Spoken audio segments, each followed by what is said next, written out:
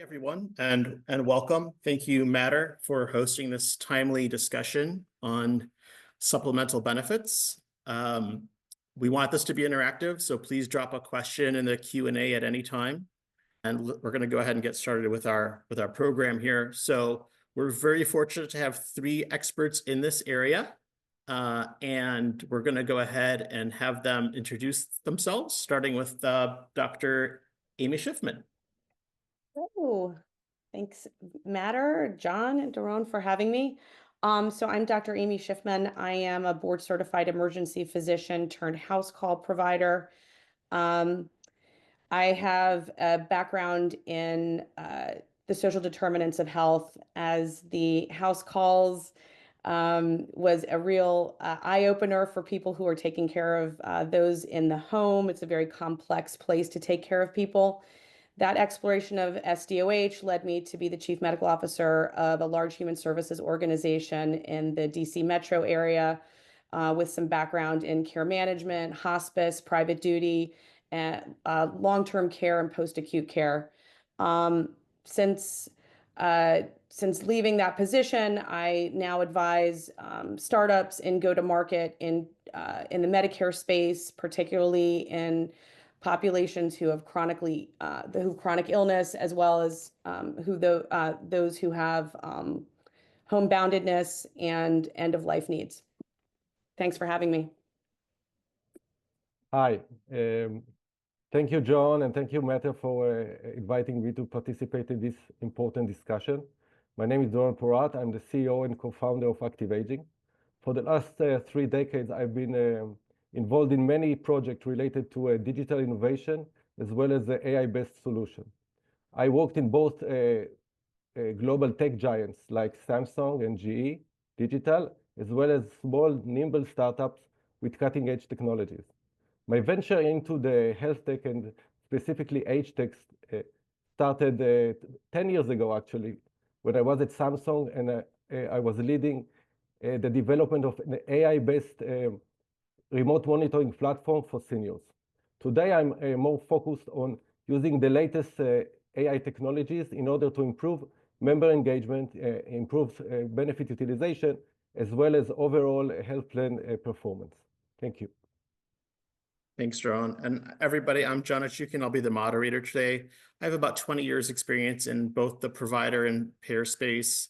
Have done a lot of work in Medicare Advantage, star ratings, risk adjustment, quality improvement, and done some work in care transition management and post-acute care. So we're going to jump to Amy. So Amy, last time I worked, I was deep into supplemental benefits. Was about 10 years ago, and it was very focused on wellness and prevention, but a lot has happened over the past 7 years. Can you kind of share us through the evolution of supplemental benefits and why we find ourselves at this critical inflection point?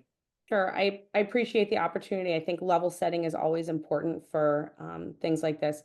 So there's certainly been a crescendo effect in the past many years of what is a supplemental benefit. So just from a level setting perspective, we obviously are on this call for a reason. Medicare has original/traditional Medicare and Medicare Advantage. Original/traditional Medicare does not really have supplemental benefits. The supplemental benefits are primarily focused in the Medicare Advantage space. These are benefits over and above what original Medicare offers. So that's just the basic definition. It's things that are offered over and above what original Medicare offers. And as far as the supplemental benefit designs, these are complex, right? Like it's a complicated idea here that you're going to suddenly be offering things over and above, but the supplemental benefits are in general designed to have a influence on enrollment choices for people, to provide enticement benefits for people, to also support the patient, the member, the provider. And basically the idea is that the savings and rebates that Medicare Advantage gets are able to then finance these supplemental benefits that are, again, over and above what original Medicare offers. Next slide.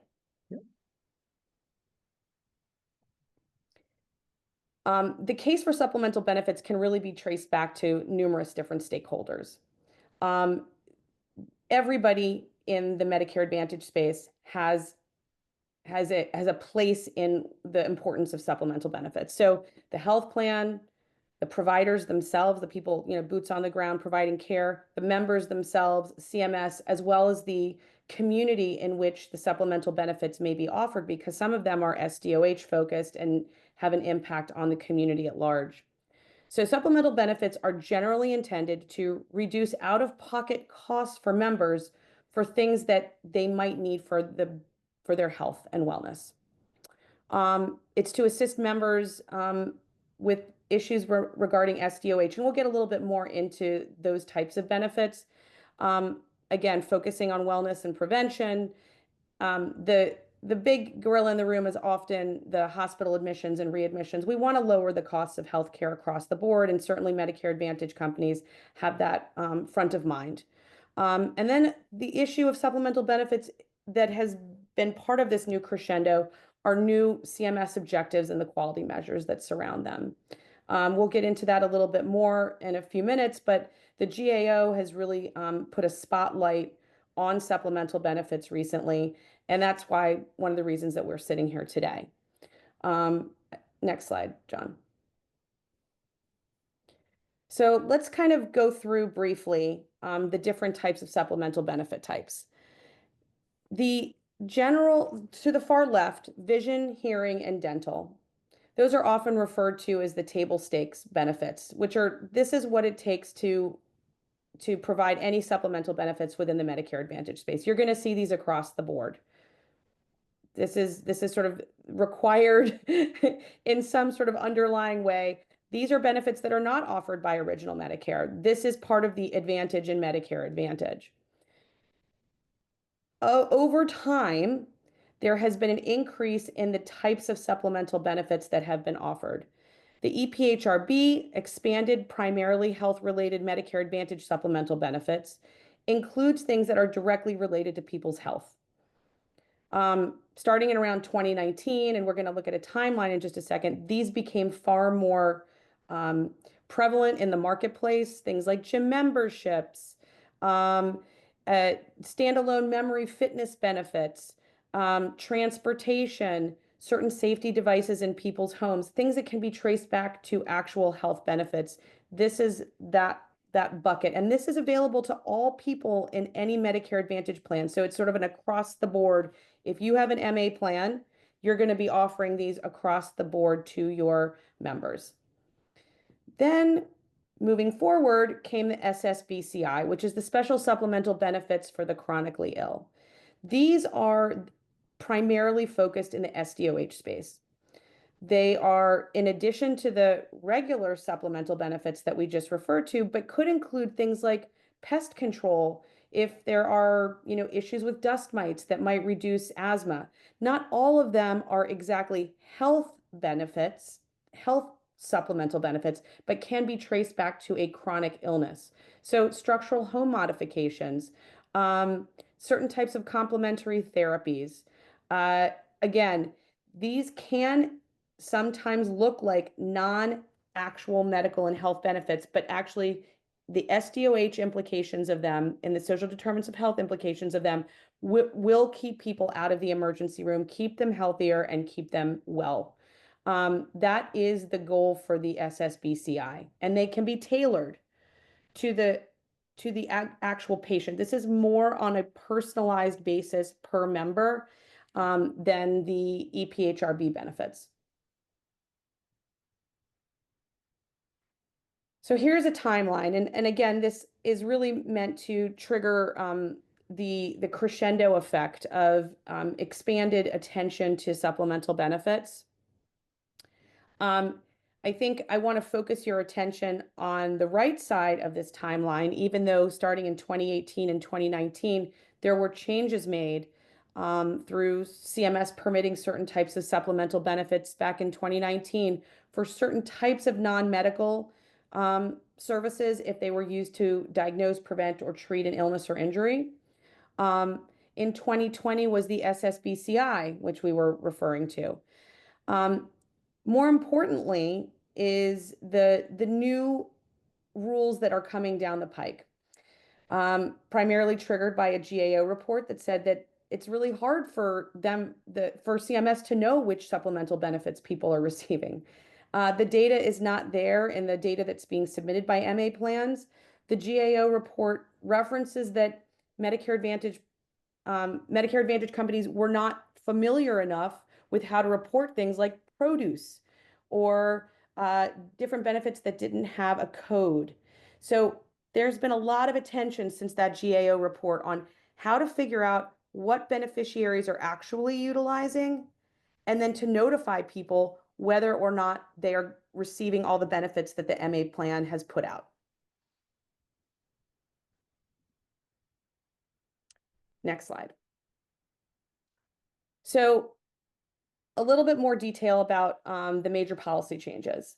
On the slide, you see a bunch of little teeny tiny words with a big giant red circle around it. That is from the Federal Register. I always encourage anyone that I'm working with to go straight to the Federal Register if they really want to understand the rules and the laws. You know, there's a lot of reports that sort of report out from the Federal Register, but always go to the Federal Register itself. So within the Federal Register, you will find two new rules that are coming down the pike. Number one, from the SSBCI perspective, plans must provide evidence that benefits are designed to actually improve or maintain the health of chronically ill enrollees, that there should be a personalized, referenced, understood reality to why a certain benefit is being offered to certain groups of chronically ill people. It does not make sense, obviously, to offer silver sneakers to homebound people. So there is sort of this idea that there needs to be a matching of the benefits with the actual needs of the members, and that there should be support overall for the functional well-being of sustained quality of life. That means that some of these plans, this is what the SSBCI was intended to do, was to provide non-medical benefits potentially that could actually improve the well-being of the members. So that's one thing that's coming down the pike. The second thing that's coming down the pike, which I think is even more, administratively burdensome to the MA plans, may include this mid-year benefit reminders. So imagine if in the beginning of the year, you've got a bunch of new folks coming on, you're offering them all these benefits. By the middle of the year, you're going to need to let them know which benefits they have not taken advantage of. In order to do that, you kind of also need to know which benefits they are taking advantage of. So there will be a quandary that we will talk about a little bit later. Doron's going to get into that. But the idea here is that these rules are going to ensure that members are fully aware of the available benefits so that they are maximizing the utilization and getting what has been offered to them at the time that they enrolled. Next slide.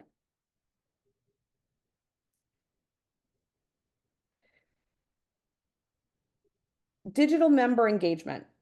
There's a real conversation that I think we need to have after understanding, like, how do you take this enormous new burden and sort of create a scenario where an MA program who may not have been keeping track of which supplemental benefits, who may not really have the opportunity to engage with people always, this just bandwidth, tons of staff, required to call people all the time to engage with them. So the issue really sometimes involves how to use digital engagement to get to the answers that some of these new rules are going to be addressing. So the member experience as it pertains to digital member engagement is that if you take something as interesting as, let's say, texting or phone calls, there's a certain personalization that every member is going to want to have. That digital member engagement cannot just be across the board the same. It cannot be the same exact phone call. They will get tired of it. People need to know what the benefits are. So in terms of reaching out from a digital perspective, people want to be able to understand what their benefits are. and that any engagement has to be ease of use with omnichannel preferences. There needs to be an individualization when you're engaging members digitally. I think anecdotally, I would suggest that people are overwhelmed by phone calls, but if that phone call is specific to that particular member, they will be much more likely to respond. There are always access issues. I mean, I think part of discussing digital member engagement involves talking about the good and the bad. There are certain digital literacy issues that would come up regarding using the internet that certain types of digital engagement can solve for. There's, of course, rural considerations. Not everybody has the internet. Not everybody has cell service. So how to really contact people. So there are member experience and access issues as it pertains to digital member engagement. But I think that certain types of engagement can, in fact, be amplified and successful. Data. So imagine that you're the health plan and you are now gathering tons of information from people, and they already are. There are a lot of third-party vendors that work with the health plans for closing HEDIS gaps and work on the STARS side. They're creating massive data sets. It is really hard to pull in all that data, synthesize it, and create a dashboard that can be actionable for any topic. SDOH is a huge one. Which supplemental benefits are offered is another one. Internally, it is often very hard for the MA programs to actually ingest all of that information. And then implementation. I think there's some challenges on the implementation side. Plans don't necessarily have the bandwidth, as I kind of alluded to handle all this data, handle all this new information, because what are you going to do with it? So there has to be action plans. And I think one of the issues is if you keep throwing data at the MA plan, it may not be able to handle some of all of that information because it's coming often unstructured. The stakeholders and alignment and program rollout. Any new technology, any new product that comes across that of any sort of healthcare organization is going to require an enormous bandwidth. You're going to have dollars spent, people time spent, and you're going to need to have change management in place. So I think the considerations for digital member engagement are twofold, right? It's a double-edged sword. It's going to allow mass conversations to be happening, a lot of data, but it's going to have to be managed in a way that can pull out the important information that's coming into the system. Next slide.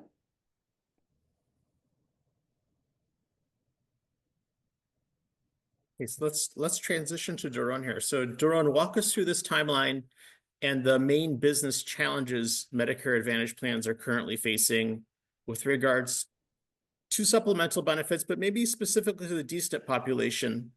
And if you could share that with us. Yeah, first let's go over this timeline. So it's amazing how a chain of events happens in the market and how it really aligns with what we are doing at ActiveAging. So in 2032, ActiveAging took a strategic decision to focus on personalization of supplemental benefits in order to improve health and the wellness of members, as well as member engagement. And so we started working on this, engaging with the health plans and building our solution. And then in 2023, as Amy mentioned, the GAO report came, and suddenly there is a need for really understand the utilization. There is a utilization gap in the benefits, the supplemental benefits, as well as it's not clear the value or the effectiveness of these benefits. So then come the final rule of the CMS in 2024, and basically they say, okay, now you have to act upon these gaps or missing data. So now, come forward to 2025, ActiveAging has now developed algorithms are designed basically to capture all the data that is required in order to address this regulation. we help to close the utilization data gaps, and basically we help the health plans to improve and be ready for meeting the CMS requirement. So basically now in 2025, ActiveAging is working with health plans basically to address regulation, close utilization gap, and in general, help them to take supplemental benefits to the next level. So Amy mentioned briefly the product, the ActiveAgent. So how does the ActiveAgent uniquely utilize supplemental benefits to improve member engagement? So basically, we see three major challenges in this area that health plans are facing. First, there is the disenrollment rate, which is for this SNP, it's about 20%, a huge number. Second is the drop in star rating, 10% since 2022, and the rising healthcare expenses, mainly due to the prevalence of chronic conditions. We see all these challenges stem from the member disengagement, basically. So we see that the fact that there is no continuous engagement around benefits between the health plan and the members, causing these challenges to become worse and worse. Now, how we handle this? ActiveAgent, our solution, basically is a AI agent that continuously engages with the members around targeted supplemental benefits. And we monitor each member and with holistic view and understand its evolving health and social needs. Then we offer the right benefit to the right member at the right time. This continuous and personalized engagement helps to build trust and emotional connection between the member and his health plan. And this helps to improve member satisfaction and the retention. Of course, helps to improve star rating, which is key. The member experience is key here. And also help down the road to improve overall member health and well-being. Yes. Great. And before we go to the next question, we do have a question in the Q&A, and Amy, you might be best positioned to answer this one. And I don't know if you've seen it, but Wen has a question with regards to Medicare Advantage, SDOH benefit utilization, and if any of these approaches crosswalk to how state Medicaid or federal ACL is approaching their delivery of their benefits and services. Yeah, thanks, Doctor. I think the answer to your question is it depends, right? I think there's so much information that's flooding in to the health plans. And if you look at some of the boots on the ground, some of the third-party vendors that are out doing gap closures, some of them are coding and some of them are not coding. So some are capturing Z codes and some are not capturing Z codes. And there's not a product ID for every, there's not an easy way that some of the vendors are collecting this information, so it's not entirely always structured. It is often just a big giant narrative of unstructured information that goes back to the plan. And so I think it's, how is the health plan engaging with each of their members? If they're engaging with them using third-party vendors to close certain gaps, they're going to get a tremendous amount of unstructured data. If they're pulling data that's submitted from claims that are coming from different types of physician groups. If it's a delegated physician group, it's probably much more organized data than if it's a non-delegated physician group that's just in a value-based contract. So I think the answer is going to be, it depends. And I think that that's part of the new challenge, is that the data about SDOH and the data about supplemental benefits is currently very unstructured. I think that's really what the GAO report was really pointing a finger at. I hope that answers the question at least somewhat. And then we have a follow-up from Dr. Dombrowski and a new question from Tiffany, which I'm going to try to put into one question. And I think, Doron, this is for you, and I think it's specific to ActiveAgent. And does it tie into existing resource platforms like Unite Us, Health Leads, and Bertha, which are other software and platforms? And then we have another question from Tiffany, around does ActiveAging also track utilization and outcomes? So both of you might want to take parts of this. I'll take the beginning part of the references to Aunt Bertha, Health Leads, and Unite Us, which are like basically resource aggregators for SDOH and other types of community resources. I think that the answer is if the health plan's offering that supplemental benefit, then yeah, then yes, those types of resources are important. I think the issue is that on a plan by plan basis, different types of SDOH benefits are going to be offered, and how they are going to offer them and to whom is going to be predetermined by that health plan. Yes, it's very important to connect between the databases and the actual benefits that are being offered to the members. So what was the question? The second question, John? The question is if the ActiveAging also tracks utilization and outcomes. Exactly. So this is exactly what we are doing.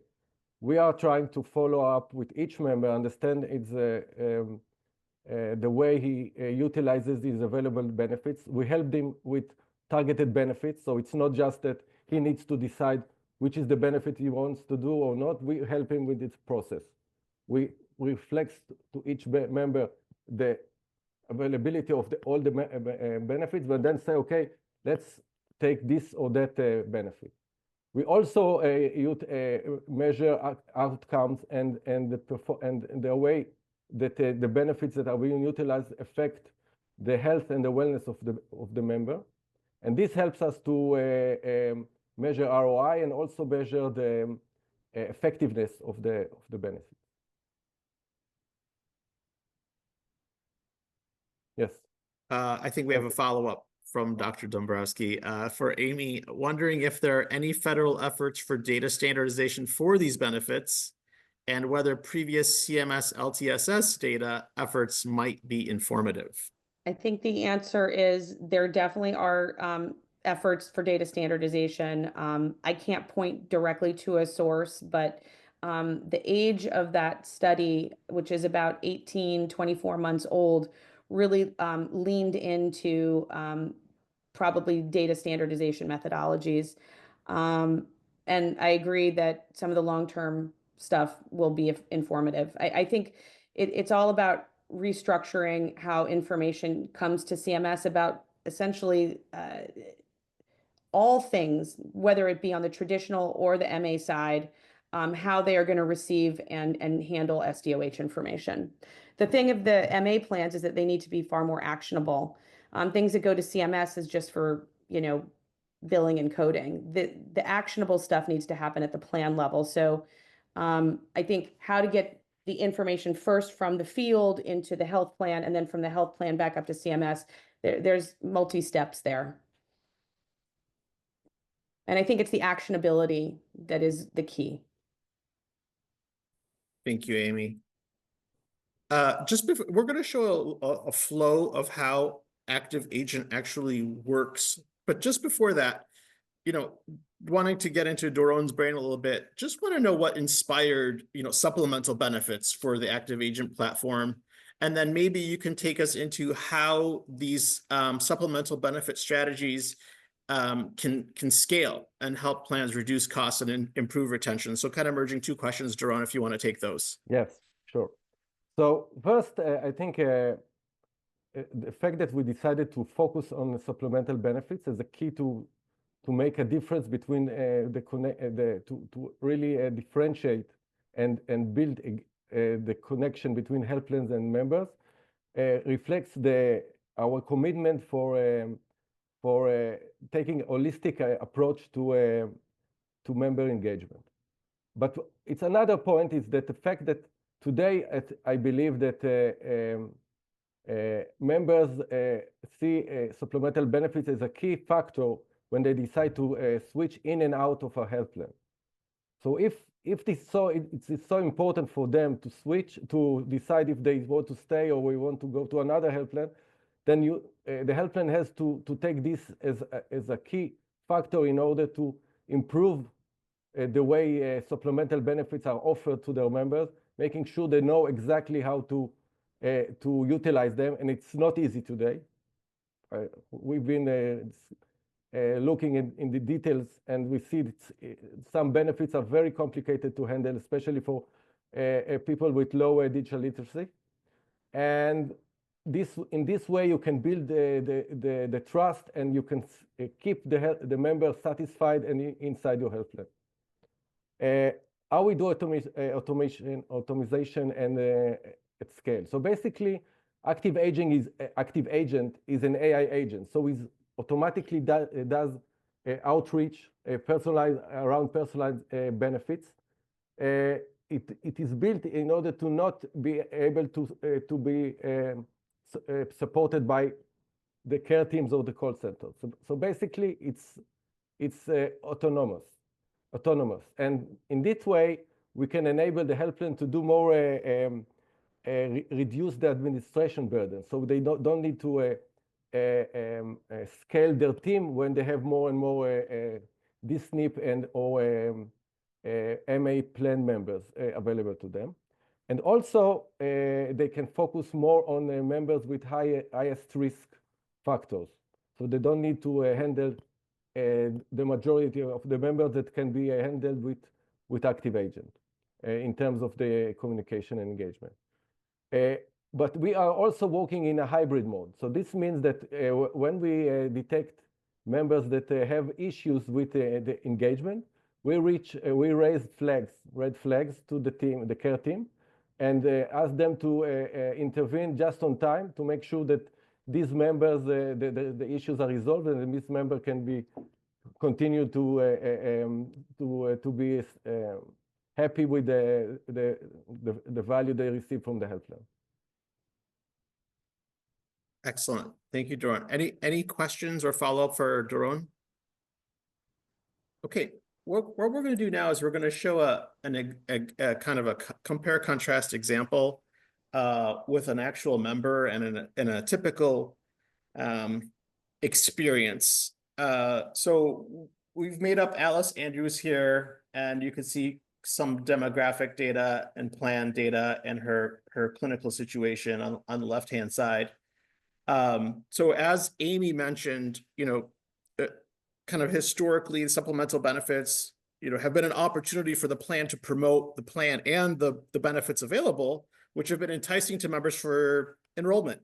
So in this case, Alice was excited to join this MA plan and picked it because there was a wide variety of supplemental benefits that she thought could help her. After time, she started experiencing some challenges.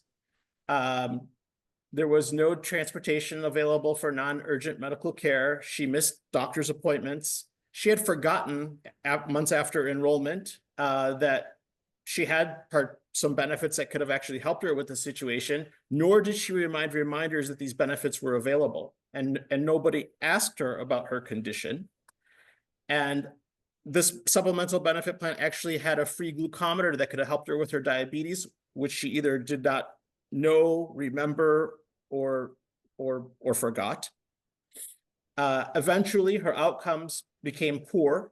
Her daughter discovered that her supplemental benefits were there, but it was too late. She had already started to pay out of pocket or had succumbed to missing those appointments and having the deteriorating health. Alice and her daughter felt that she was unsupported. Alice switched to a different health plan. This resulted in higher dissatisfaction for the health plan, lowering of the plan's star ratings. Their overall member retention dropped, and their quality scores were negatively impacted.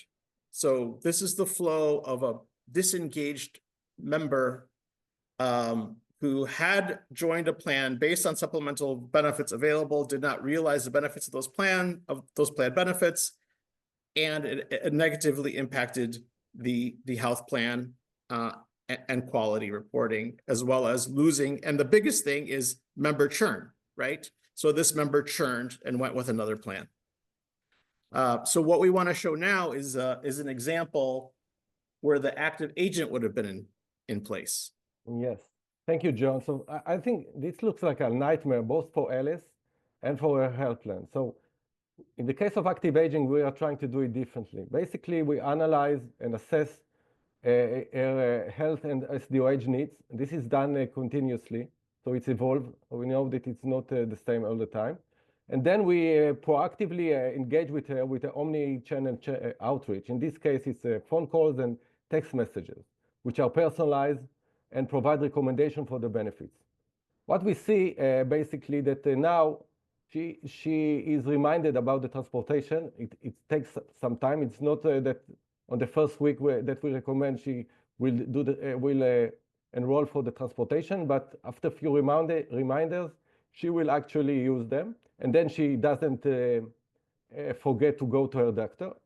And then she enrolls with meal delivery services that help her with the comorbidities that she suffers from. And she also used the free glucometer, then it helps her to, by herself, to monitor her condition. And her daughter also is aware of this. So now Alice is felt supported, and she has trust and emotional connection with the health plan. And she is now a loyal member, and she re-enrolled because she feels that she gets the value she expected when she enrolled to this health plan in terms of the supplemental benefits. The impact on the health plan is clear. Improved star rating, which is tightly related to both health equity as well as customer experience, member experience. Prevention is key to reduce unnecessary hospitalization and ER visits. And the higher retention rate, this is now a key factor for health plans. Everyone is talking now that retention now is the new growth. So now everyone is trying to retain the member instead of bringing or in parallel to bringing new members from outside.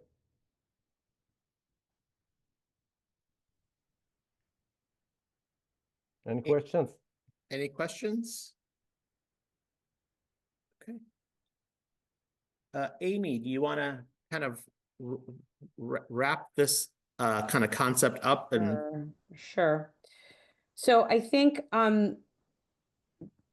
putting together 2 and 2, that the issue as it pertains to supplemental benefits is that engagement and supplemental benefits go hand in hand, right? Supplemental benefits are intended to increase satisfaction, health, wellness, longevity, whatever the issue is that supplemental benefits is trying to address, it's over here. Engagement is over here. It's like hand in glove. So there's measurable impacts that we already understand that supplemental benefits do bring, and it increases engagement. So those two things together is really what I think is important as it pertains to active aging. But in general, supplemental benefits, they need to go beyond dental, vision, and hearing. We all know that. That is something that it's proven. It's why the word advantage is there. It's to continue to keep people safe and well in their home, as long as you possibly can do that. Keeping people healthy is really the ultimate goal. And then, of course, it's personalization. We don't just want to throw the same thing at all the same people. We don't want silver sneakers for our bedbound patients. We want to start thinking about the individualization. And that really dives into the social determinants of health. It dives into the chronic illnesses. So how can we make sure that personalization is happening at a high level? It's certainly what Medicare Advantage has in mind. There is no doubt that when they are engaging with the members, Medicare Advantage is keeping that at the front of mind. But I think that's something that needs to be measured. You know, are the benefits that we think are supposed to be happening that are personalized, are they actually going to have an impact? And then there's a regulatory push for the data and the member engagement. I think this is so critical, and it's really what has sort of inspired a really deep interest from my perspective, is that I think it is a data waterfall, acquiring information, processing information, and then sort of giving it back to whoever wants it in some utilizable way, I think is a really big issue. And I think the unfunded mandate in some ways that came through after the GA report with the new rules from CMS is really just you know, it's almost an impossibility given some of the subsystems that are currently in place and the way that the plans are currently absorbing information or not absorbing information. So I think we're going to have to rely on AI. I think we're going to really have to rely on more sophisticated analytics tools, dashboarding, and in order to get that maximal supplemental benefits effectiveness and the personalization, it's just going to require a lot of data. And so we're going to be looking to lots of organizations who can really impact that and get data to the stakeholders that need to have it. Thank you, Amy. And we do have a few questions. I'm going to start with Amy Lee, who has asked about ActiveAging, and does ActiveAging work with various wellness provider and act as a hub or offering as wellness services? So we took first, it's a good question. We took a strategic decision to be an AI layer for the health plans and not coming with the actual benefits. So the benefits are available. Health plans, they know how to select them. We are helping the health plans to manage the benefits better. So we don't just recommend targeted benefits for each member. We also help the health plan to know which benefits are more effective and positive ROI and which are less effective. In this way, when they do the bidding every year, they know exactly which benefits to select moving forward and which to drop. If you are a provider of these benefits, you are have a hidden agenda, so you cannot be a judge or can be impartial when you provide a recommendation. Two more questions. So how has ActiveAgent been received by plan members? Follow-up, my assumption, meaning Tiffany's assumption, would be it is well received, but I am curious if it is at the point where members expect the ActiveAgent experience. So we are early stage. We are building our solution and currently in the process of closing a pilots with health plans, with some health plans, and we'll be happy to discuss further with anyone that is interested to work with us. And the second question is, how are SDOH needs assessed and in a way that is non-burdensome to the patient or member? So here, some of this is our IP, of course, but we are handling different type of information coming from different sources. Some of them are available online, some of them coming from the member and from the health plan. So we are trying to build this as a solution that really assess specifically for benefits, but also holistically of the member to understand his needs.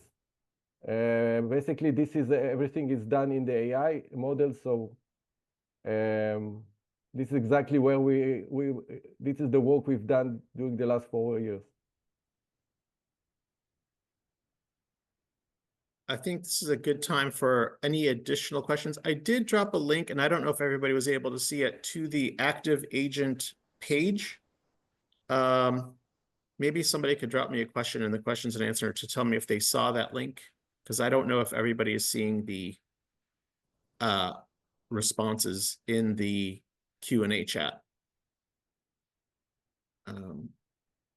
But I did put it in as a response to Amy's question, so you can have additional information on ActiveAgent by going to the page.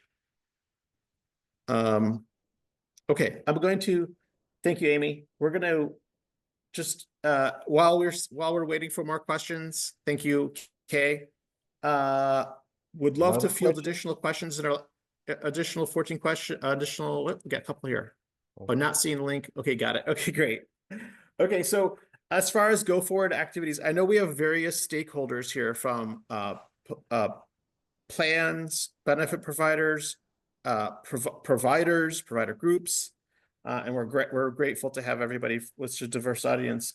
So our suggestions are really familiarize yourself with the new CMS requirements. This is a big shift for supplemental benefits.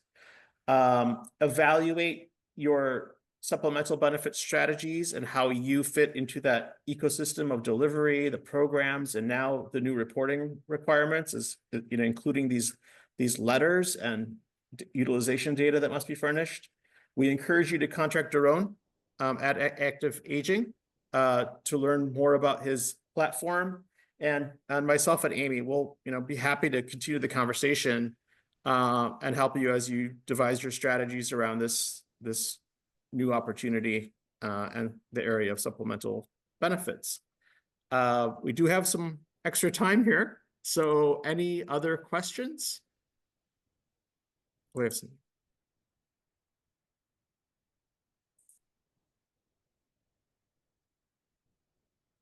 We are not seeing any additional questions.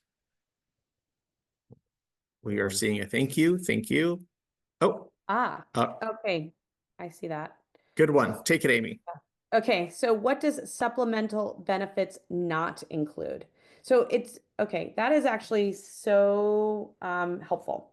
That is a great question. So supplemental benefits do not include medical benefits. So there's the medical benefits, and then there's the supplemental benefits. So if you think about it, healthcare is not a supplemental benefit. And the plans that have the supplemental benefits, they delineate those themselves based on their own choices. The dental, the vision, and the hearing, those are all supplemental benefits. Those are types of supplemental benefits. And then there's a whole slew of other things that include that have been sort of tucked into the supplemental benefits, anything that is increasing health and wellness. And I think actually your question is really almost like a lead in for the following conversation, which is, where is there room for innovation? The room for innovation in the healthcare space is probably in what is known as supplemental benefits. These are sort of nebulously defined. There is some suggestion that they may increase, quality of life, wellness, prevention, all these different things. There are huge numbers of things that are considered to potentially be supplemental benefits, but they have to be ascribed. Thank you. Mental health support is a great one. I was actually going to even suggest caregiver supports, right? If you're taking care of a lot of a chronically ill family member, there are platforms out there that will then be purchased by the health plans to help support caregivers that may be an important service for that particular group of patients that may have certain types of chronic illnesses. So to answer your question it's almost like there's medical benefits and then there's everything else, and it's a supplemental benefit if the health plan says it is, and if it meets certain requirements for those two different types of supplemental benefits. It's concerning that innovation could be squashed, which can happen in a setting. I'm just going to say it out there. Traditional Medicare is not necessarily the most innovative space because everything has to have a code, right? There has to be a code and a diagnosis.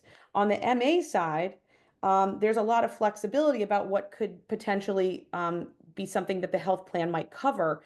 And there's a lot of innovation in that space saying, there may not be a code for this, but this is something that a member may in fact have a lot of benefit from. So I think that's the major difference. Is there's medical and then there's everything else, and then that's sort of subdivided into things that are kind of health, medical, and then things that are not, but are more supportive.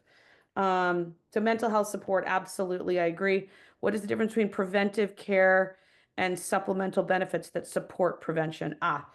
So understanding that Medicare Advantage must pay for everything that traditional Medicare pays for. That is the basis for the baseline. And then anything over and above that kind of goes into the Advantage part of the Medicare Advantage.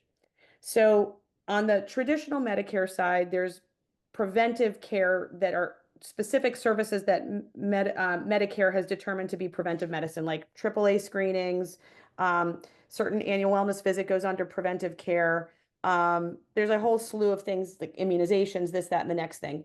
So to answer your question, which is what is the difference between preventive care and supplemental benefits that support prevention, is preventive care is kind of a prescribed terminology. The supplemental benefits that support prevention, like, like if you're thinking, vitamins or, silver sneakers or sort of things like that, those would fall under the supplemental benefits because Medicare is not already covering those. I think that's a basic gist, but I think that sort of covers it unless somebody else wants to add, Doron or John, to that. Like when I think about preventive medicine, I think about it as preventive services that are directly medical, and then everything that is sort of under that preventive umbrella, that's not directly healthcare that Medicare would otherwise not cover, that would be a supplemental benefit. Yeah, preventive. I hope I answered that. It was complicated. Preventive usually is care gaps that should be closed. So this is medical, and you have the rest, which is supplemental benefits, which are not medical and do not need any doctor's prescription and CPT code, as you mentioned. Yeah. I think you guys covered it well. Sana, thank you for those questions. Are there additional questions? Let's see here. Okay, we've got a few more. Here we go. All right, Dr. Dombrowski. Amy mentioned supplemental benefits as enrollment enticements, and Doron mentioned supplemental benefits are a key factor to switching to other MA plans. There are concerns from patients and providers that the supplemental benefits recruits patients, but then more expensive medical expenses like surgery procedures and rehab are often denied. So how balance the tension between the two, marketing versus reimbursing large spend? Oh, thank you for that largely philosophical question, Dr. D. I think I will just push sort of my own thoughts without a tremendous amount of opinion or commentary. I mean, I think it's really clear that supplemental benefits certainly are a marketing tool, and the GAO has called that out.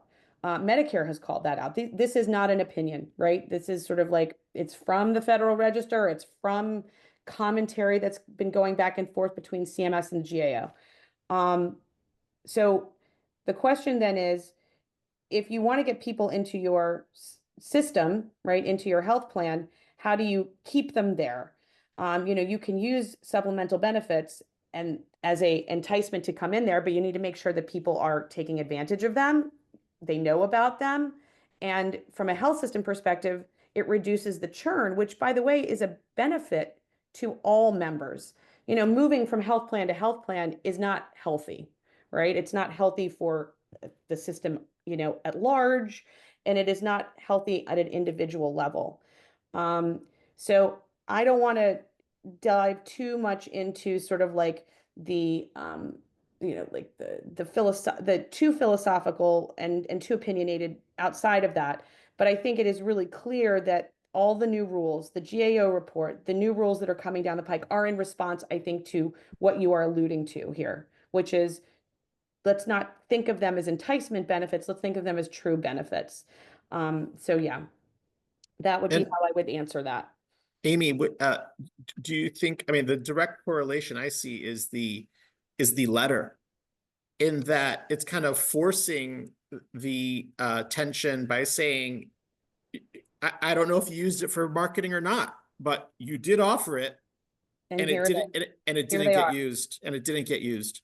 So we're going to bring visibility to that, and we're going to know that you're going to want to be held accountable. You're not going to want to show in a letter that you offered 55 benefits and one got used to a member. And I think that's kind of forcing the tension and bringing visibility and light to the gap. And plans are probably going to have to make decisions on their benefit portfolios going forward, which is how active aging contributes to measuring the utilization of which ones are actually being used versus not, which feeds right into the data utilization reporting, as well as the letters.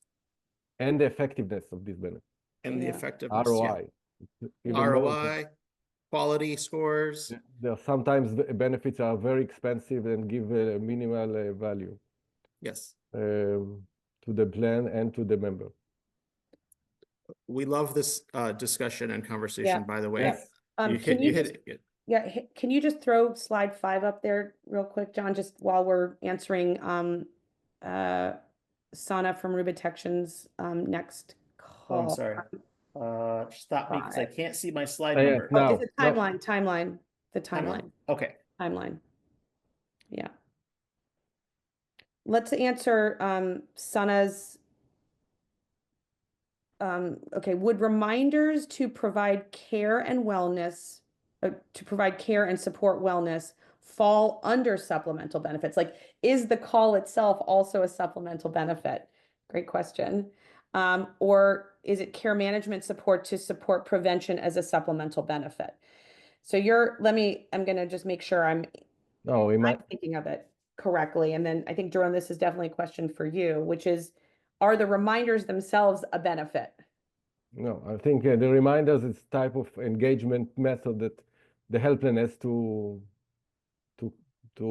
provide and to cover. It's a logistic and it's not part of the benefit. So supplemental benefits are during the bidding process. The supplemental benefits are being approved by CMS, so they need to know that these benefits provide the value as is highlighted here in this slide, by the way. So only these benefits can be provided. Engagement method and marketing are not considered a benefit. We have one last question around how common and large are MAPD plans prior employers offer to retirees. Do you see that one, Amy? I do. I feel like I'm just going to answer. I'm not sure I understand the question entirely. I can answer this.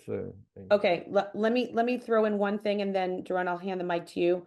The supplemental benefits. There was a great article from some of the folks that are really looking at insurance numbers. I can't remember the name of the consulting company, but they were looking at exactly how much money is spent per beneficiary on supplemental benefits. It's just north of about $200 per member. So if there's 8 million UHC Medicare Advantage folks, they're spending about $400 million a year.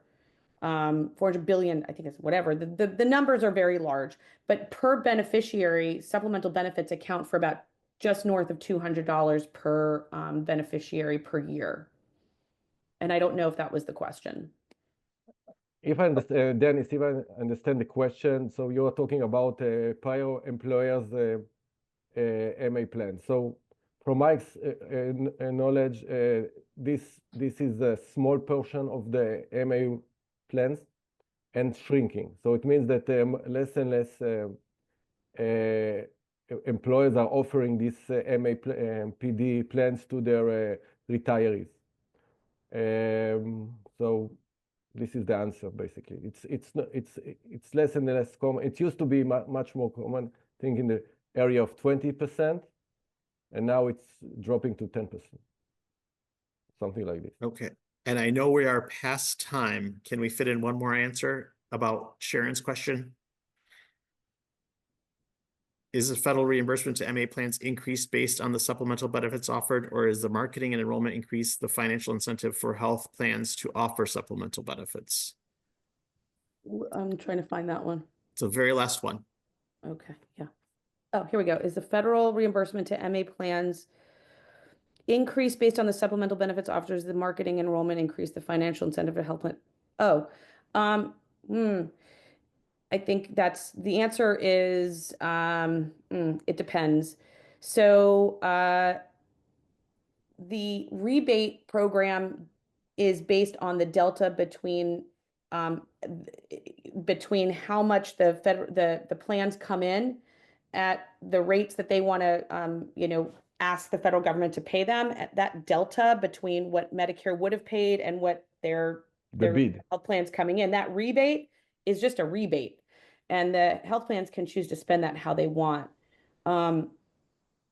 I would make sure and cross this by John and Doron, but there is no relationship. I think like if we offer more supplemental benefits, we will get paid more. That's on them. No. That's their spend to make. Yeah, this is being defined. The rebates are closed during the bidding process of each year, and it's not related to the actual benefits that are being offered. Right. The health plan then takes this number and they have to decide which benefits they want to promote at the next year based on the rebate number money they received. Right. Okay. Amy, just quickly, it's a Milliman report, and if you contact me afterwards, I will send you that report from Milliman about the $200 per member. Yeah, with that, we've gone over time. Great conversation. Thank you very much. Our contact information is up. If you have any follow-ups, we're happy to answer them. And thank you so much, Matter, for this opportunity. Thank you all.